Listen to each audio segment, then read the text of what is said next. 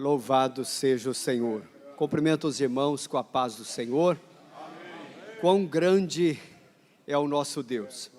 Enquanto as irmãs cantavam aqui, eu me lembrava, os irmãos sabem que olha a grandeza, meus amados, do nosso Deus. O nosso planeta Terra, a circunferência do planeta Terra, como ela é quase que um globo, né? Se você pega a esfera do planeta Terra, ela tem 40.040 quilômetros. 40.040 quilômetros é a circunferência da Terra. A luz, a velocidade da luz é mais ou menos 300.000 quilômetros por segundo. 300.000 quilômetros por segundo. Portanto, em um segundo, a luz é capaz de dar a volta na Terra mais ou menos 7 vezes. E sabe qual que é o metro que Deus mede o universo? Aliás, a ciência, né? A ciência mede o universo através de ano-luz. O metro é ano-luz. Então você pega a velocidade de 300.000 quilômetros por segundo, multiplica por 60 para ver quanto que a luz percorre em 1 minuto. Multiplica depois por mais 60, né, para ver quanto que percorre em 1 hora. Por mais 24, quanto que percorre em 1 dia. Por 360, quanto que percorre em 1 ano. 1 ano-luz. Mas o planeta, aliás, o universo é medido em bilhões de anos-luz.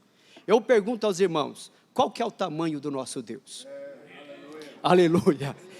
E é esse Deus que nos diz, pela graça sois salvos por meio da fé. E isso não vem de vós, porque nós não poderíamos alcançá-los. Aleluia. Louvado seja o Senhor. Abra sua Bíblia comigo, na carta aos Romanos, no capítulo de número 12. Eu gostaria de ler com os irmãos, a partir do versículo de número 3.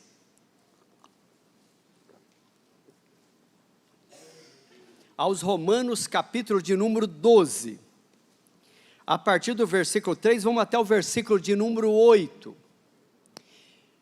Diz assim o texto: porque pela graça que me é dada, digo a cada um dentre vós, que não saiba mais do que convém saber, mas que saiba com temperança, conforme a medida da fé que Deus repartiu a cada um. Porque assim como em um corpo temos muitos membros, e nem todos os membros têm a mesma operação, assim nós, que somos muitos, somos um só corpo em Cristo, mas individualmente somos membros uns dos outros, de modo que, tendo diferentes dons, segundo a graça que nos é dada, se é profecia, seja ela segundo a medida da fé. Se é ministério, seja em ministrar. Se é ensinar, haja dedicação ao ensino. Ou o que exorta, use esse dom em exortar. O que reparte, faça-o com liberalidade. O que preside, com cuidado. O que exercita a misericórdia, com alegria. Aleluias. Louvado seja o Senhor. Meus amados, a carta aos Romanos, talvez seja uma das cartas que nós precisamos ler sempre. Pelo menos semanalmente, alguns versículos. Porque ela é talvez uma das maiores referências doutrinárias que nós temos na Bíblia Sagrada. E veja que o apóstolo Paulo, quando ele vai escrever a carta aos Romanos, ele vai falar aqui no capítulo 12, geralmente é um texto que nós usamos muito, repetimos muito ele, mas como nós estamos hoje em um culto de ensino, eu gostaria de trazer a uma reflexão para nós, qual que é a expressão de Paulo, o que Paulo quer dizer no capítulo de número 12, quando ele diz assim, olha o versículo 1, se for possível, meu amado, mesmo que nós lemos a partir do versículo 3, mas para um melhor entendimento, e nós lemos geralmente o versículo 1 e o 2, que diz assim, rogo-vos, pois, irmãos, veja que ele roga, é um pedido, é uma súplica que ele está fazendo, rogo-vos, pois, irmãos, pela compaixão de Deus, que apresenteis o vosso corpo em sacrifício vivo, santo e agradável a Deus, que é o vosso culto racional, e não vos conformeis com este mundo, mas transformai-vos pela renovação do vosso entendimento, para que experimenteis qual seja a boa, agradável e perfeita vontade de Deus. Nós geralmente usamos, maiormente o versículo de número 2, para dizer que a vontade de Deus, ela é boa, ela é perfeita e ela é agradável, e é isso mesmo. Agora, a questão que a vontade de Deus, que é boa e perfeita e agradável, nesse texto, não é assim, se eu devo ou não devo fazer uma mudança, mudar de emprego, se eu devo ou não fazer uma viagem, se eu devo ou não me casar, entenderam? Nós precisamos orar e precisamos entender, sim, a vontade de Deus nessas particularidades. Mas não é o que Paulo está dizendo aqui. Paulo vai trazer algo mais voltado sobre o que Deus requer de nós.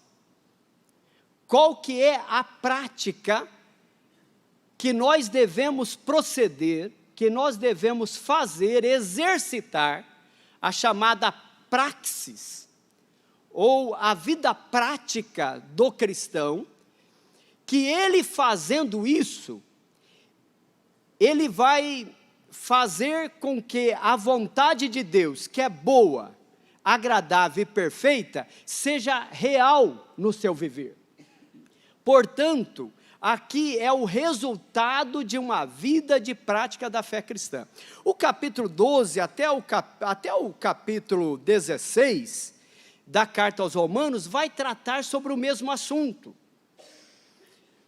Mas dos versículos 3 ao versículo 8, ele vai trazer mais sobre a questão da mordomia cristã, do nosso viver dentro da igreja, nós como comunidade, nós como igreja de Cristo, nós como membro do corpo de Cristo.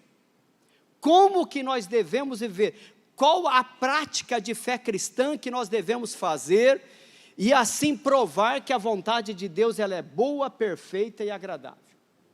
E olha, veja que ele começa no versículo 3, eu gostaria que o irmão deixasse lá esse versículo 3, porque ele começa dizendo assim, olha, porque pela graça que me é dada, digo a cada um. E é interessante porque ele muda a expressão, veja que o capítulo 12, o versículo 1, ele roga, rogo-vos, pois, ele faz um pedido. No versículo 3 não é um pedido, é uma ordem, ele manda, porque pela graça que me é dada, digo a cada um, e ele está dizendo, e ele fala pela graça que me é dada, porque Paulo, ele entende que ele vai falar agora como apóstolo, e ele é apóstolo não porque ele escolheu ser apóstolo, ele é apóstolo porque foi-lhe incumbida esta missão. E ele sabe que isso não é fruto dos seus estudos, da sua busca pessoal, mas isto é uma graça de Deus.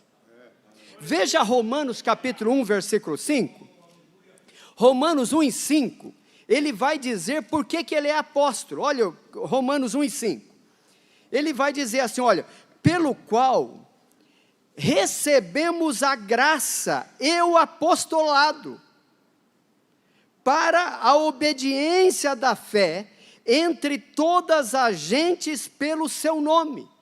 Então ele vai dizer o seguinte, voltando lá em 12:3, ele vai dizer, irmãos, eu só vou dizer o que eu vou dizer, eu só estou dizendo isso porque eu sou o apóstolo. Então eu tenho autoridade para dizer o que eu vou dizer a vocês. Então aqui nós temos uma ordem, não é um pedido, é um mandamento, é uma ordem. Então ele vai dizer, porque pela graça que me é dada, digo a cada um dentre vós. E o que é que ele vai dizer que é um mandamento, que tem que nortear o nosso caminhar, o nosso viver, o nosso conviver? Olha o que ele diz, que não saiba, digo a cada um, né? Ele diz a cada um. É como se ele estivesse dizendo, olha, mesmo que vocês estão em muitos, mas eu vou dizer a cada um, em particular. Isso serve para a coletividade também, mas isso é para mim, é para você, é para cada um de nós. Digo a cada um dentre vós, que não saiba o quê? Mais do que convém saber. Olha, meus amados, os irmãos já pensaram nisso? Mas que saiba com temperança. Ele vai dizer que na coletividade, no meio da igreja, eu em particular, cada um de nós aqui presente, não devemos querer saber mais do que convém. Entendeu? Não tem pessoa que se acha, eu costumo até dizer que ele nem pode brincar com aquela brincadeira de criança, de esconde-esconde. Sabe aquela brincadeira de esconde-esconde? Porque ele se acha. Não é isso? Meus amados, a humildade tem que fazer parte do viver cristão. Aleluia. O maior mestre da história se inclinava para falar com uma prostituta, para receber as crianças. Sabe por que o mar tem esta imensidão, que some de vista? Porque o mar se coloca no nível zero. Qual que é o nível do mar? Nível zero. Todos os rios correm até ele. E ele não se enche. Ou já viram falar que o mar se encheu? Ele não se enche. Não saiba mais, não queira saber mais do que convém. Se você sabe, diga que sabe. Se não sabe, não sabe. Ninguém sabe tudo. Não há problema nenhum dizer que não sabe. Porque tem uma régua para medir. E a régua, olha o que Paulo diz. Não convém, que não saiba mais o que convém saber, mas que saiba com temperança. Então, há um limite para o saber. Porque os irmãos concordam comigo que tem coisa que é até bom não saber? Tem alguém que quer saber de tudo. Irmãos, tem coisa que é até melhor não saber. Não é verdade? A gente peca menos. E tem uma coisa, quem muito sabe, dele muito mais será cobrado. Né? É tão claro que isso aqui não é um conselho para vivermos na ignorância, mas é viver na temperança, entendeu? Não querer ser maior e nem menor. E este aqui também, meus amados, é um problema, porque assim, isso aqui tem até uma palavra no grego para isso, que é hiperfronel. Hiperfronel. A pessoa que quer saber demais. né? Ele quer ter a ciência de tudo, ele quer saber demais. Hoje, até esses meios esse pessoal que fazem cursos, né, sobre o poder da oratória, o poder da palavra, da persuasão, pastor Júlio. Esse pessoal, eles fazem o seguinte, olha, você tem que dizer que pode, porque se você falar que pode, você vai poder, você conquista o mundo, né? E as pessoas saem, né, quase que ditando aquilo como se fosse uma ladainha, né? Eu posso, eu sou, eu faço, eu pego aqui, aquela... Essa é uma síndrome que Paulo nos aconselha a não entrarmos por esse caminho. Não queira saber mais do que convém. Você não precisa ser hiperfronel. Mas também tem o verbo contrário, que é o sinfronel, que é aquela pessoa também que se coloca lá embaixo, né? Não tem o inverso, né? Você não precisa colocar a cabeça entre as pernas e dizer, eu sou uma formiga, não é isso? E sair se rastejando. Não, haja com moderação, nem a mais e nem a menos. Isso, meus irmãos, tem que ser a base da fé cristã. Se cada um de nós, em particular, porque ele chama a consciência individual, se cada um de nós, na individualidade, vivermos uma vida em termos de sabedoria, dentro da temperança, aleluia, eu vou respeitar o meu irmão e vou ser respeitado por ele. Eu vou amá-lo e serei amado. Aleluia. Porque ninguém vai apontar o dedo para o outro. Então esse é um princípio da fé cristã, que Paulo vai dizer, olha, se vocês agirem desta forma, vocês vão entender que a vontade de Deus para vocês, que é não saber mais do que convém, ela é boa, é perfeita e é agradável. Aleluias, aleluias, aleluias, irmãos. Como que Deus é tão bondoso para conosco, porque Ele não quer que nós passemos vexame, nem para mais e nem para menos, que vivemos uma vida com moderação. Talvez a palavra moderação cabe mais aqui do que a temperança, né? Eu acho que algumas versões, está com moderação, moderação, a minha versão, isso, eu acho que é moderação, né? É você viver uma vida dentro do equilíbrio, a balança tem que ser justa. Mas olha, meus amados, veja o versículo 4, ele diz assim, porque assim, como em um corpo temos muitos membros, então ele vai usar aqui uma figura de linguagem. E qual que é a figura que ele usa? É de um corpo, né? Porque assim como em um corpo temos muitos membros, e nem todos os membros têm a mesma operação, a operação aqui no sentido de função, aqui é a praxis, no sentido de funcionalidade. Ele vai dizer o seguinte, olha, nós somos um corpo, né? Nós somos um corpo, mas no corpo tem muitos membros, e cada membro tem a sua função. Olha, meus amados, ele quer dizer que na igreja, na vida diária da igreja, quando nós vivemos uma vida em moderação, sei ou não sei, e quando eu sei que nós somos um corpo, e no corpo não tem membro superior ao outro, entendeu? Até porque na igreja, quem comanda é o cabeça, e quem é o cabeça? É Cristo, aleluia, Ele que comanda.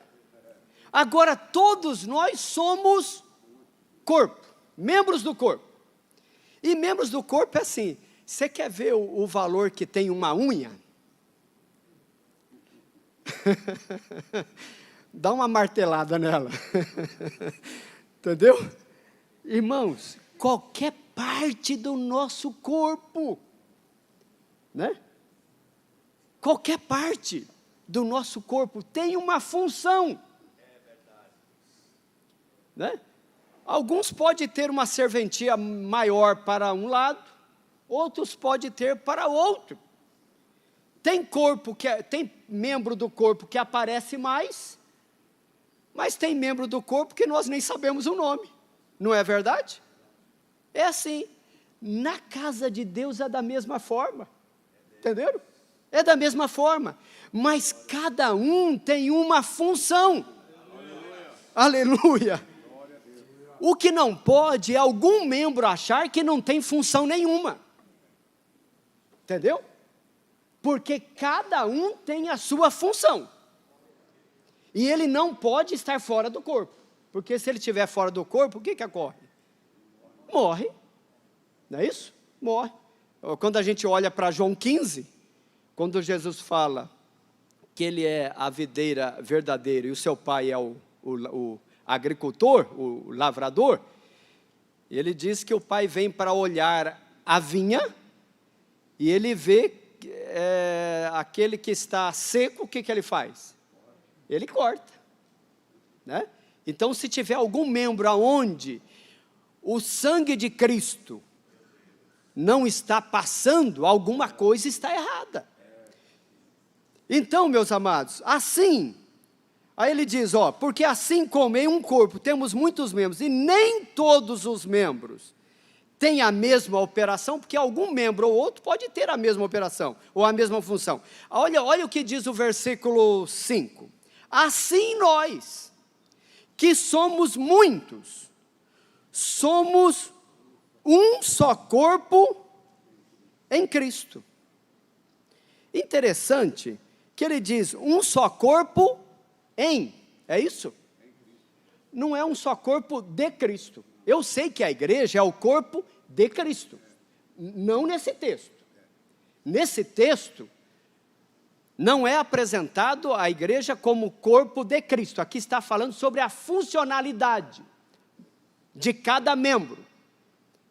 E ele vai dizer que a funcionalidade de cada membro, ela tem uma funcionalidade específica, porque somos muitos, somos um só corpo em Cristo, mas individualmente, somos membros uns dos outros. E aqui, meus amados, nos chama para a responsabilidade. Entenderam? É um chamado à responsabilidade. Porque aqui Paulo está dizendo o seguinte, olha, nós somos um só corpo em Cristo. Quer dizer, nós estamos assentados aqui em diversos irmãos, outros estão nos assistindo em casa, mas somos membros, somos um só corpo em Cristo. É Cristo o elo. Cristo é quem faz a ligação. Cristo quem é esta cola que nos cola uns com os outros e nos faz participante do seu corpo. E olha, ele vai dizer que nós que somos um só corpo em Cristo, individualmente, cada um em particular, somos membros uns dos outros. Ele quer dizer que isso aqui é uma engrenagem, que a igreja é uma engrenagem, aonde Cristo é o cabeça e nós somos um só corpo, com várias funcionalidades, porque estamos em Cristo, mas aqui eu tenho responsabilidade para com o meu irmão que está ao meu lado. O meu irmão tem responsabilidade comigo. Aleluia, porque nós estamos em Cristo, e essa engrenagem não pode parar, ela tem que continuar, porque se um para, pode dar problema no outro. Então a nossa função na igreja, no corpo de Cristo, é cada um carregar o outro. Eu sempre costumo dizer que o que é igreja? Igreja é gente vivendo por gente. Igreja é gente morrendo por gente. Igreja é gente se responsabilizando por gente. Então, se o meu irmão está com problema, o problema tem que ser meu também. Porque nós temos que sentir as dores uns dos outros. É tão claro que isso levado às últimas consequências, né? Humanamente falando, é quase que impossível isso. Mas de uma certa medida, nós temos que sentir a dor do outro.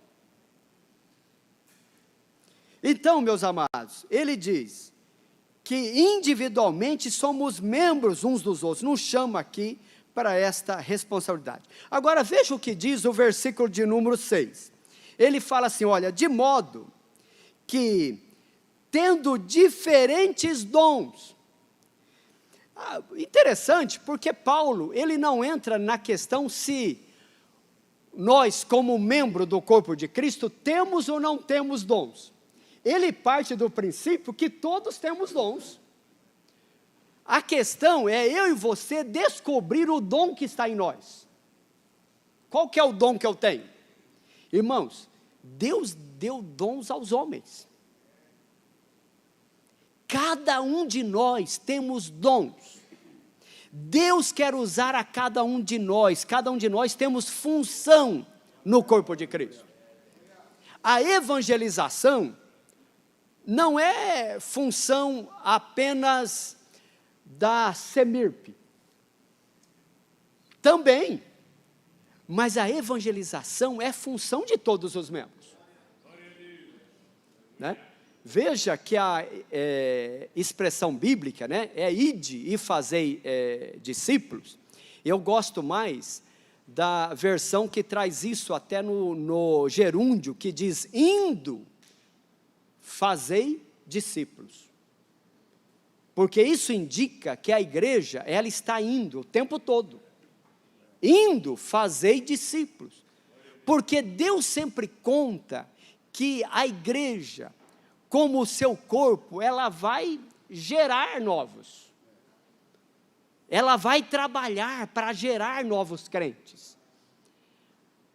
Então Deus conta com isso. Então Paulo, ele vai dizer, olha, de modo que, tendo diferentes dons, ele já sabe que os membros do corpo, o dom não é o mesmo. Por exemplo, não adianta eu querer cantar. Ou algum irmão aqui já me ouviu cantando aqui. Eu não canto, porque eu sei que eu não quero ferir os ouvidos dos amados irmãos. Esses ouvidos que são sensíveis.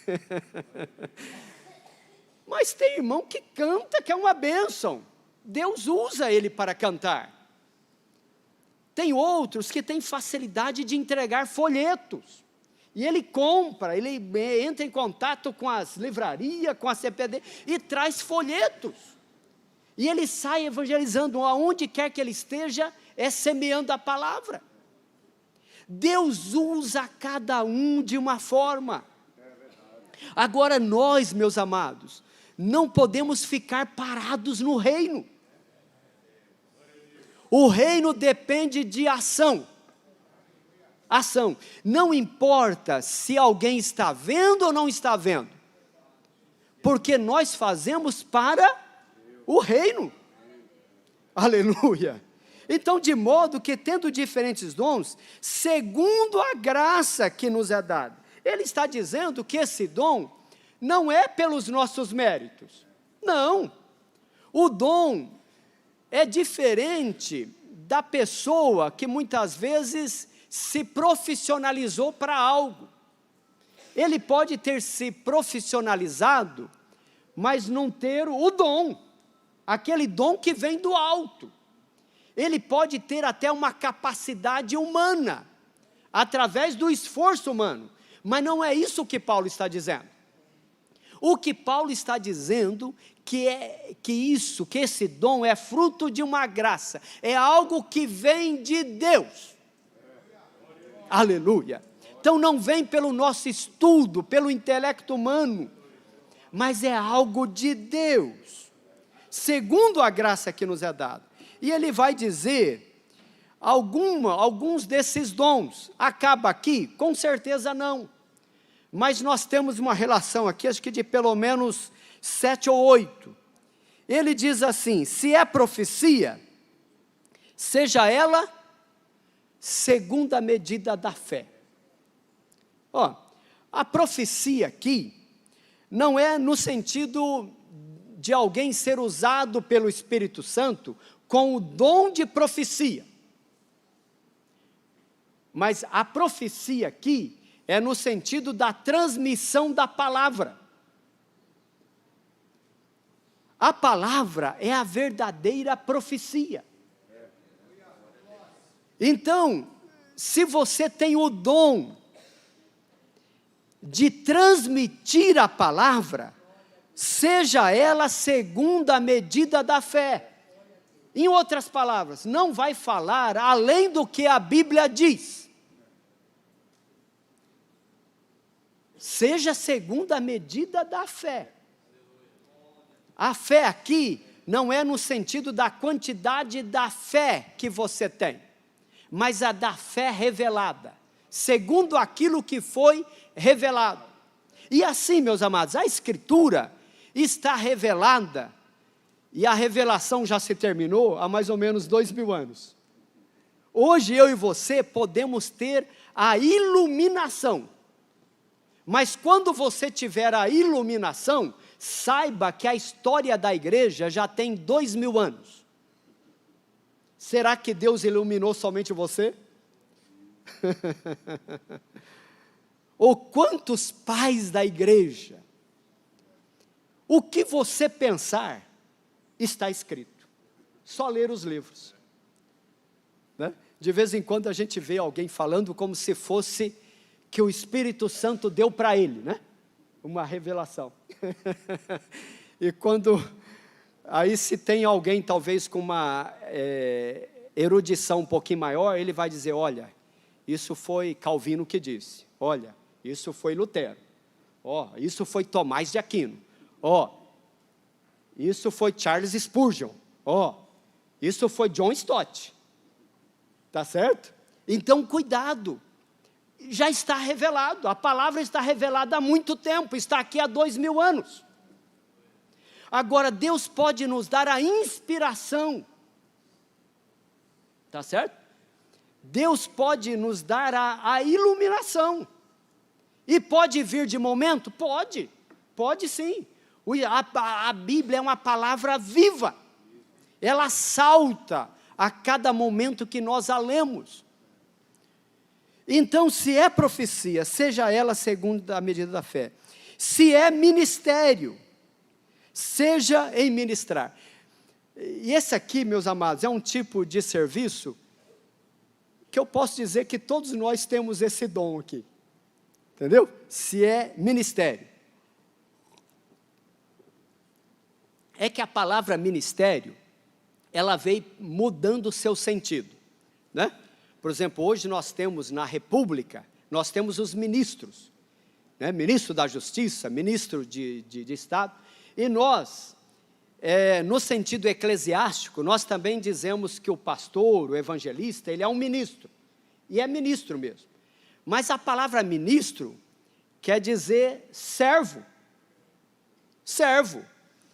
Na realidade, a gente fala servo para ficar mais ameno, mas a palavra verdadeira aqui nem é servo, talvez até assusta um pouquinho de nós. A palavra é escravo, a palavra é escravo. Na realidade, quem que era o ministro? O ministro era aqueles que nos navios da antiguidade, da Idade Média, na época de Cristo, enfim, os navios em alto mar, que era levado a fogo e a manivela. Quem eram os ministros? Eram aqueles que ficavam lá no porão do navio, e muitos deles morriam lá, colocando lenha, para que o fogo não apagasse. Esse era o chamado ministro. É que o ministro hoje, ele mudou um pouquinho a sua conotação. Mas Paulo está dizendo o seguinte: se é ministério, seja em ministrar. Quer dizer, seja em desempenhar o seu ministério. Servir. Irmãos, Deus nos chamou para servirmos.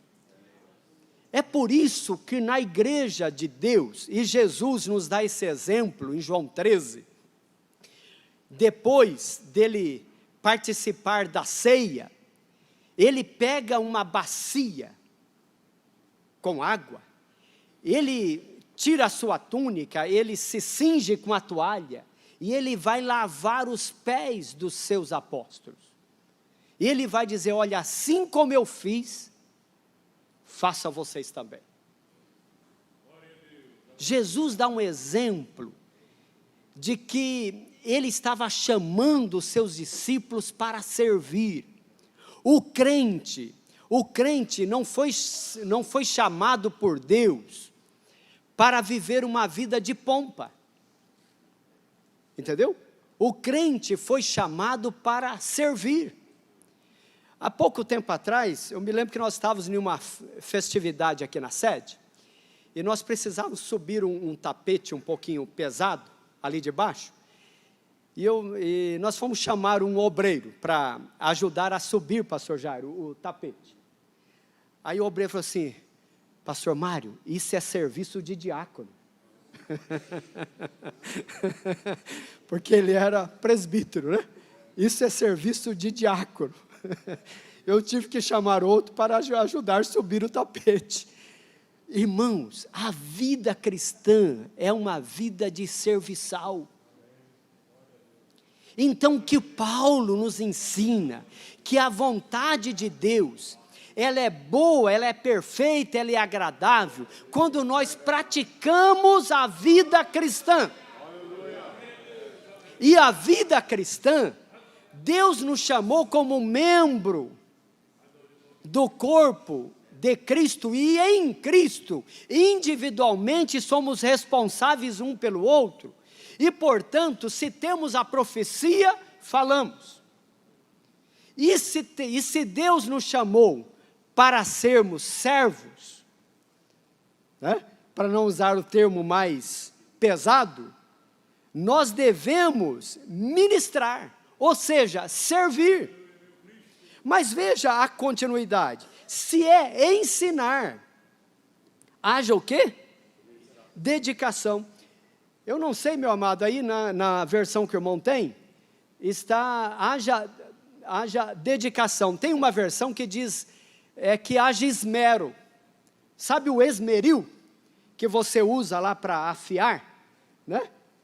Ele está querendo dizer que aquele que ensina, ele deve se esmerar, quer dizer, ele deve esquadrinhar. Eu gosto da passagem de Eclesiastes, capítulo 1, quando o grande sábio Salomão, eu estou falando do sábio Salomão, a gente acha que Salomão só recebeu a sabedoria só do alto, veio do alto, mas mesmo vindo do alto, ele teve que esquadrinhar. Ele diz que ele percorreu o mundo conhecido da época para esquadrinhar tudo o que estava debaixo do sol. Escreveu 3.000 provérbios. Aliás, ele fez a classificação da fauna e da flora. A história paralela vai demonstrar os estudos de Salomão, da flora e da fauna. Viajando pela África, pela Ásia, o mundo conhecido da época, e ele esquadrinhou. Esquadrinhar é como que um engenheiro que pega, hoje é tudo no computador, tá certo? Mas até pouco tempo atrás, o engenheiro pegava aquela mesa enorme com os papéis, e ali era risco para todo lado, e a gente que é leigo, olhando para aquilo, via um emaranhado de rabiscos, mas ele estava ali esquadrinhando, ele sabia o que era cada coisa. Assim deve ser o ensinador na casa de Deus. Se é ensinar, que haja dedicação. O que exorta, use esse dom em exortar. Interessante que a palavra exortar é no sentido de consolar, né? Exortar não é bater. Exortar é alguém com muita mansidão, com muita misericórdia, que ele vai quase que passar o óleo. Entendeu? Então, aquele que exorta, use esse dom, né? E quantos irmãos têm sido usados por Deus para curar muitas feridas? Meus amados, precisamos ou não precisamos desses dons aqui, ou desse dom em particular na igreja? Quanto é necessário, meus amados? O nosso papel não é colocar gasolina e mais fogo. É curar as feridas. É estar junto para mostrar que a graça de Deus é maior do que tudo.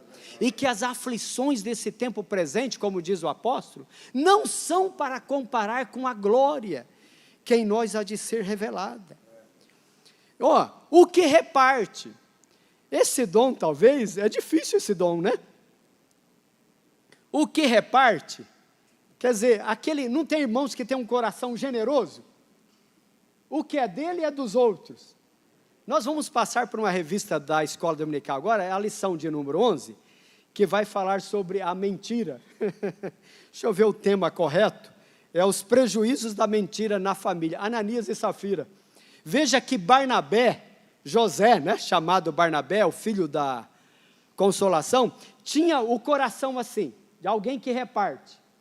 Ele vendeu a sua fazenda e ele trouxe todo o dinheiro e depositou aos pés dos apóstolos. Entregou na igreja. E por que ele entregou na igreja? Porque cabia aos apóstolos pegar aquele recurso e ver qual que era o irmão que tinha necessidade. Por que, meus amados? Quer ver? Abra sua Bíblia lá em Atos 2, veja como que era a divisão na igreja primitiva. 2, e o versículo,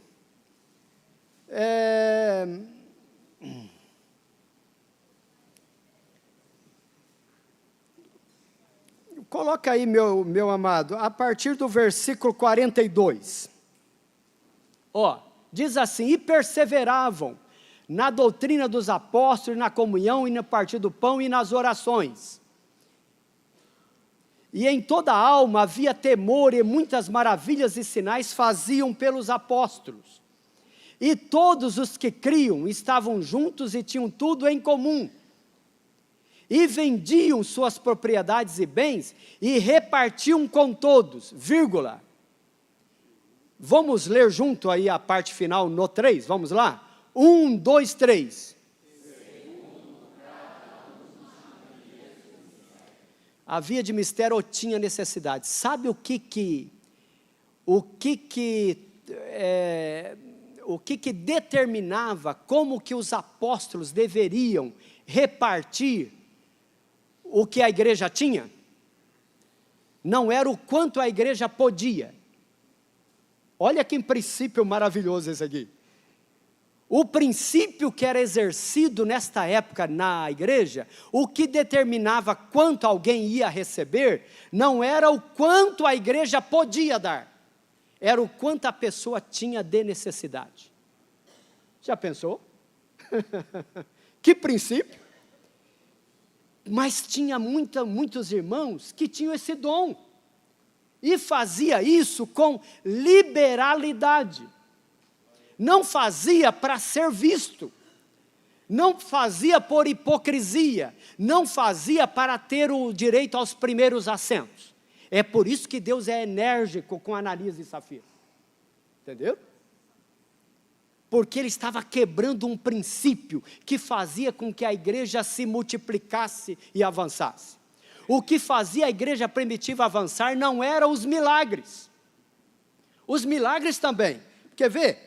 Veja acho que é o versículo a seguir, meu amado. Eu estou colocando o nosso irmão aqui em aperto, mas ele é muito rápido ali. A partir do versículo 46, o irmão parou. Atos 2. 46, né? Vai lá e perseverando unânimes todos os dias no templo, e partindo o pão em casa, comiam juntos, com alegria e singeleza de coração, louvando a Deus e caindo na graça de todo o povo, ponto. E todos os dias acrescentava o Senhor à igreja aqueles que se haviam de salvar. O que fazia a igreja crescer era o amor dos irmãos, era aquela comunhão, eles eram unânimes. Irmãos, isso é um milagre. Os irmãos já ouviram falar em unanimidade? Nem nas nossas casas tem, né? Se você tem 3 filhos que nem eu, conseguir unanimidade, só a misericórdia de Deus. Mas na igreja em Jerusalém, nesse período, eles estavam todos os dias unânimes. Havia o coração de um era o coração do outro. O pensar de um era o pensar do outro. E a igreja crescia de uma forma maravilhosa. Aleluia. Então, irmãos, finalizando aqui, o que reparte, faça-o com liberalidade. O que preside, com cuidado. E o que exercita misericórdia? Com alegria. Eu pergunto aos irmãos, misericórdia, Deus não pode usar a mim e você com esse dom? Pode. Deus pode usar. Tá certo? Então, meus amados, eu termino aqui. A vontade de Deus, ela é boa, ela é perfeita, agradável na vida da igreja, quando a igreja pratica o que Paulo diz, olha, eu como apóstolo vos mando, façam isso, e saberão que a vontade de Deus é perfeita. Amém, meus amados? Que Deus nos abençoe.